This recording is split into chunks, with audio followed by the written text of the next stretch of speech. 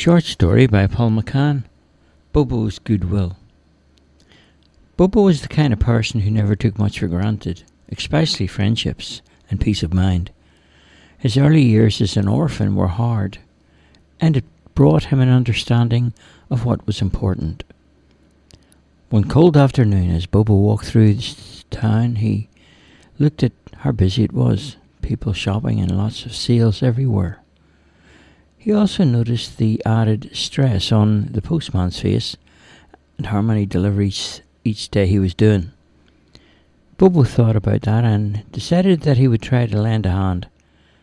So he went to the meal centre and asked Danny, the postmaster, if there was anything he could do to help ease the load. Danny was really taken back by his offer and said, "Bobo, I'd be grateful of anything you could do." Bobo replied, "Okay, I'll borrow the community bus in the morning and do a few deliveries for you. Is that okay, Danny?" The postmaster replied, "Oh, that's great, Bobo. How? Because of the lack of funding, I can only pay you the standard rate of wages." Bobo said, "I'm not doing it for money. I'm just doing it to help out." The postman replied, "Oh, yeah, that's it. Okay, I'll see you in the morning about 6. "Right you are." Bobo left and went straight to Charlie's house. He knocked on the door and Charlie answered. "Hi, Bobo, it's nearly Christmas." "Sure enough, Charlie," Bobo replied. "So is everything all right?" Bobo replied, "I got a job lined up for tomorrow, Charlie." Charlie said, "Oh, great news, Bobo. I could use some extra cash for Christmas." Bobo said, "Charlie, it's a Goodwill job we're doing." "What's that, Bobo?" "It's a job we're not getting paid for," Bobo replied. "I'm not with you. What are you talking about, Bobo?" Charlie looked puzzled. Bobo smiled and continued. The thing is, Charlie, sometimes we do things to help others. Sometimes in life we give a little just because we want to." Charlie was speechless. Well, gives you a nice feeling?" "Yeah, it gives you a nice feeling to do something for nothing." "Help who, Bobo?" "Danny, down at the meal centre." "What's his problem?" "He can't get the meal delivered. There are so many cards and letters this year, and if we don't help out, Charlie, a lot of people might be disappointed because they never got their meal." "And we're going to do it for Goodwill? Is that what you're saying?" said Charlie. Bobo patted Charlie on the back and he said, "Exactly. Now you're talking, Charlie." Taking a step back, Charlie asked, "When are you going to start this Goodwill thing?" "Tomorrow at 6 in the morning," Bobo replied. Charlie said, "I'd love to help out, but I promised Mommy I'd do some cleaning for her tomorrow morning." At that very moment, Charlie's mother returned home from work. She met Bobo at the front door and said, "Oh, hello, Bobo. The boss gave us all the day off today. Seems Goodwill has finally got to him. Are you okay? How are you?" Bobo replied, "I'm fine. Is that true about him giving you the day off?" "Not really, Bobo. I'm just not feeling too good, to tell you the truth." "So, is that why you asked Charlie to do some cleaning for you tomorrow morning, then?" Bobo asked her, and she burst out laughing and replied, "Charlie? Clean up? Bobo, that's a good one." Bobo looked at Charlie and said, "Then, if Charlie's free in the morning, is it okay if he comes out with me? I'm in need of a hand to do a little job for someone." "No problem, Bobo. That would be great. Then I'll get the chance to get some peace and quiet for a while." Bobo looked at Charlie's bright red face and he said, "I'll see you at 6 in the morning then."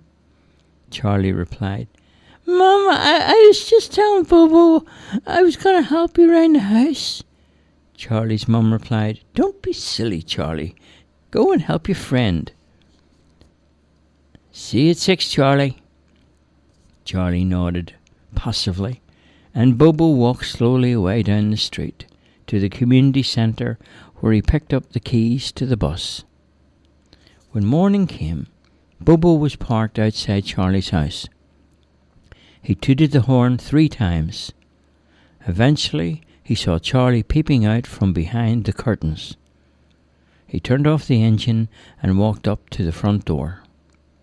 Bobo stood there under Charlie's bedroom window and started to shout aloud. "I know you're up, Charlie. So if you think I'm going to leave you without you, then you're wrong." A few dogs started to bark. Some of the neighbourhood lights came on. "Hurry up and get yourself down here." Charlie finally opened the window and said, "Okay, Bobo, I'm on my way. Keep the noise down." Charlie came out and got in the bus, and off they went to the post office. Bobo backed the car into the large roller doors at the delivery centre and rang the bell. Danny opened up the door and said, "Oh, good morning, Bobo. I've got a few sacks for you. Each sack has a list of odd and even numbers and a code for the streets on the local map." "That sounds easy enough," said Bobo, who got out and opened the back of the bus. He gave Charlie a fierce but friendly gaze and said, "Charlie, will you get yourself into gear and get the bags on the bus?" Charlie helped load the mail bags into the bus, and Danny said, "Morning tea's at 9, boys. So see you in the sorting room. Then it's my treat, okay?" "Nice one, Danny. See you at 9. Bobo got in and drove off. Charlie sat there in the front, looking a little happier, and he said, "So we're getting a free morning tea then? That sounds okay." "It's called Goodwill, Charlie. How do you feel?"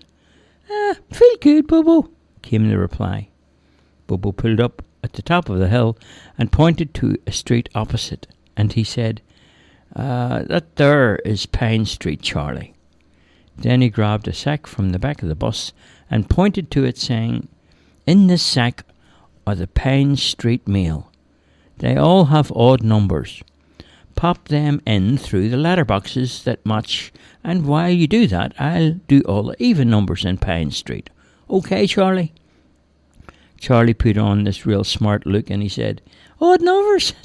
Don't you mean uneven?" "What, are you some kind of mathematician, Charlie?" Bobo replied. What?" said Charlie. Bobo looked into Charlie's eyes and he said, "It's somebody who thinks they know more than others. So let's just get the job done before morning tea is over." They both took their sacks and walked along both sides of the street. Charlie crossed over the road to Bobo and said, "What do I do if there's no letterbox?" And Bobo replied, "Then just smash the window, Charlie, and throw the letter through the hole. But try to be quiet about it." Charlie said, "What do I smash the window with?" "Your head, Charlie." "Okay. Thanks, Bobo." Bobo was actually stunned that Charlie actually believed him. "Don't be silly, Charlie. If there's no letter box, slip the letter under the front door, where the person's inside, and he'll find it." Charlie walked back across the road, while Bobo continued along his way. Most of the homes had doors with letter boxes. Some houses had none. Others had people at the door waiting for their mail. Some of these people handed tips to the lads with nice compliments and comments like, "Oh, you're doing a great job. Keep it up." "Get yourself a cup of tea." "You look busy. This might come in handy." "Have a nice Christmas." At the bottom of the street, the boys had pockets full of small change. When they got into the bus, they counted it all out and divided it 2 ways. Charlie was beaming and began to hum a few bars of Santa Claus is Coming to Town, and stopping, he said, this kid's well. It's good work, isn't it? It's not too bad, Bobo. That's all good, Charlie, Bobo replied. When they had delivered most of their sacks, they headed back to the meal centre for morning tea. Parking the truck at the back door, they walked through the side door entrance into the sorting room, which was deserted. They called out, but no one answered. And then they walked around the back loading dock. There was no sign of anyone. It was quiet and still. Bobo and Charlie made their way back to the bus, and suddenly a group of postal workers jumped out and shouted, "Surprise!" Charlie went white for a while, nearly collapsed with fright. Danny walked over and he reached out a hand and he said, Happy Christmas, boys. They all shook hands and Danny brought them into the sorting room where they all sat down. A trolley of food and drink was wheeled in through the back door, and plates of cooked breakfast and trays were brought over to everyone, and morning tea began. Someone dressed up in a Santa suit arrived on a bicycle and handed out presents to everyone who was there. After the party, Bobo and Charlie thanked Danny for their kindness and returned to work. For the rest of the day, they delivered the mail all over the town. A day's hard work came to an end, and Bobo and Charlie made their way home. As the community bus made its way through the town, it started to snow. The traffic lights were red, and as Bobo came to a stop, he saw an old man walk past down an alleyway, where he lay down amongst some garbage bags that were piled up outside the back door of one of the shops. As tired and hungry as Bobo was, he pulled up to the side and parked the bus. "Come on, Charlie. We have another Goodwill job we need to do."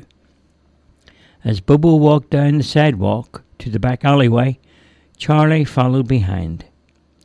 They walked down the alleyway, and there he was, lying half asleep, with his white hair scattered all over his unshaven face. Bobo put his hand on the old man's shoulder, and he almost jumped 6 feet in the air, and he screamed, "What do you want?" So Bobo apologized for frightening him and said, "Sorry, tell me, what is you doing in this part of the town?" "I couldn't pay rent and I got told to leave. The bread and breakfast were stayed, and that's why." "So, whereabouts did you used to live?" Bobo asked. "We live with Goldilocks in Bryson House." Bobo smiled and he said, "Well, I lived there once too, after I left the orphanage." The old man sat up and became a little bit more friendly towards Bobo. "So you know the house rules at Bryson then?" Bobo replied. Goldilocks is a hard woman. She takes a lot of getting used to," said Bobo. The old man replied, "She sure does. I was 3 weeks behind with the rent and she turned me out to the street." Bobo asked, "What brought you up to Bryson House in the first place?" "I came here for a job that fell through, and without work I couldn't pay the rent." Suddenly 2 men came from the street. They rushed down the alley. They were being chased by the police. One of them had a handgun and the other one had a bag. The old man sprung up on his feet and he threw a left hook that brought down the man with the bag, and his partner pointed the gun and shot the old man. Bobo lifted his fist and struck the bandit twice that knocked him unconscious. The police swooped and surrounded the area. As it turned out, the 2 bandits had robbed one of the largest shops in town and made their escape on foot. Bobo pointed out to the police that the homeless man had stopped the 2 bandits single-handed.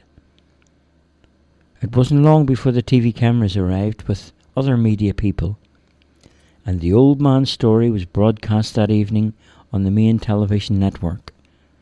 And An in-depth interview with him told the story about how he come to the city looking for a job and that he had lost his farm.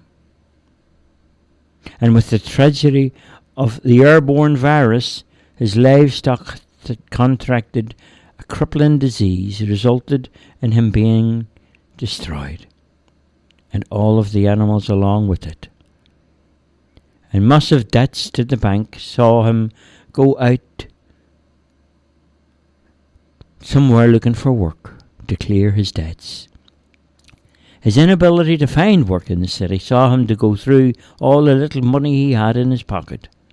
Now, with the old man receiving a reward for his bravery, he was able to return home for Christmas. His wife still was waiting for him on the farm, hoping that he would be able to find some work. But she never expected to see him on the TV, and she was so proud of him.